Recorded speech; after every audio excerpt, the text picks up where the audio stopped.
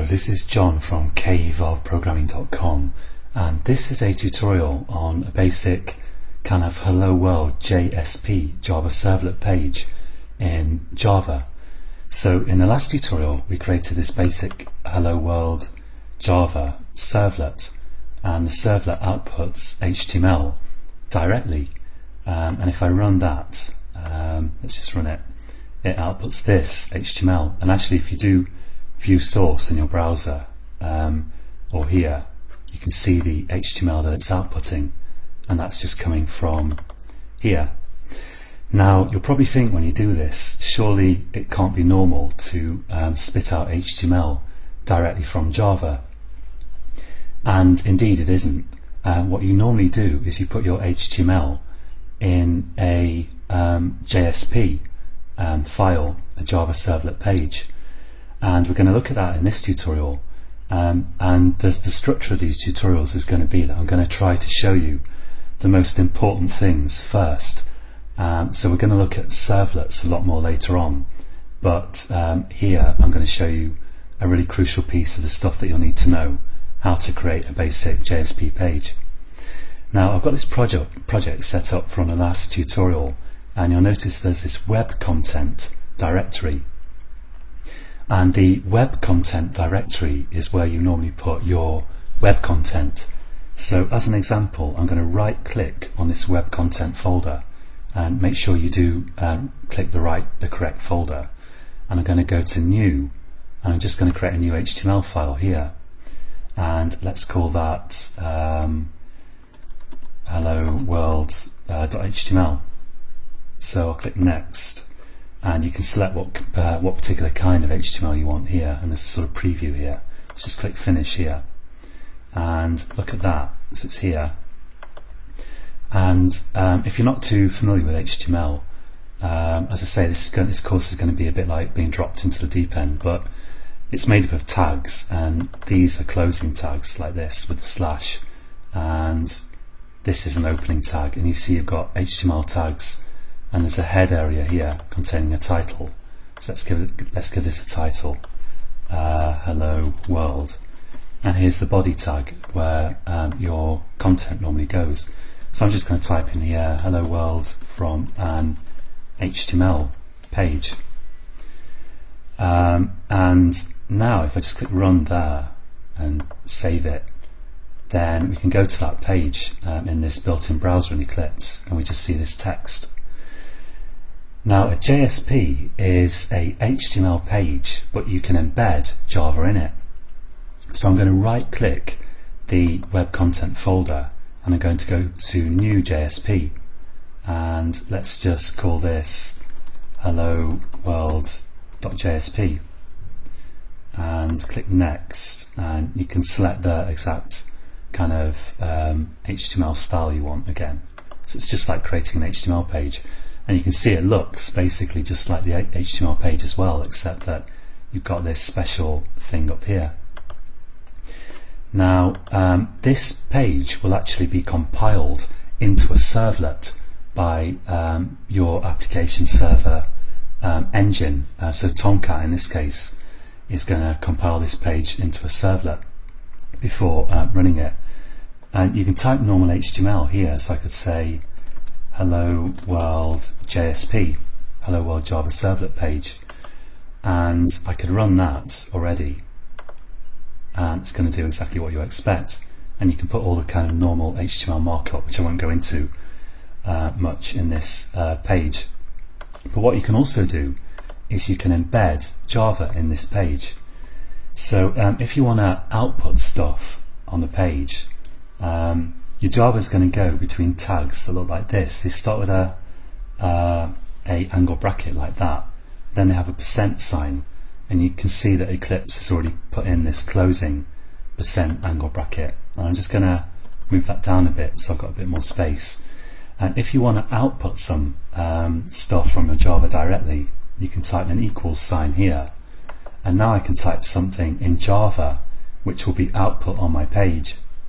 So this really should evaluate, I guess, to a string. So let's just say here hello world JSP from Java, So that's just string syntax in Java, and you'll notice I'm not putting the semicolon in here. And if I run it, then we're going to see this Hello World JSP from Java. Now there's tremendous power hidden away here. If like one kind of classic example that you often see is if I do new date. So if I do new, and I'm going to have to type the full package name here, so java.util.date, just a normal Java class, no semicolon, then this is going to evaluate. It's like doing sysout on a Java util date object in a normal program, basically. So if I run this, then we're going to see the date here. And if you want to embed Java in here, but you don't want to evaluate it or output it directly, you can just use the angle bracket percent without the equal sign. So I could even define a class in here. We're going to see a bit more about how this works in future tutorials, but for now I'm going to keep it pretty simple. Let's have some kind of Java here. So I'm going to say string, let's say string text, and let's set that equal to new, let's set that equal to, in fact here I'll say date today equals new java.util.date, like that. And let's set the text equal to today.toString. And let's concatenate some text as well. I'll be naughty here and use the plus sign, which is not very efficient. I should use string builder, but I'll use this. So today's date is, and yeah, and let's put the plus in there to concatenate these strings. And oh yeah, this is going to also have to be java.util.date, and we'll look at how to import packages in a future tutorial. And now here I can just put the string that I want to output, and this equals sign is going to output it. So if I save that and run it like this, we've got today's date is, so it's outputting the string there. And there's another way you can, I'm not really sure why it's giving me kind of error stuff here, but let's not worry about it. And there's another equivalent way that you can do that, which is if you just let's change this. Let's just have this equal to let's say here, I'll change it back to what it was before. So I'll say new java.util.date, because I want to keep this example source code so you can look at it yourself if you want to. And I'm just going to have the string output here. So now at the moment, yeah, I've got to get rid of that semicolon. It's a bad habit putting it in here.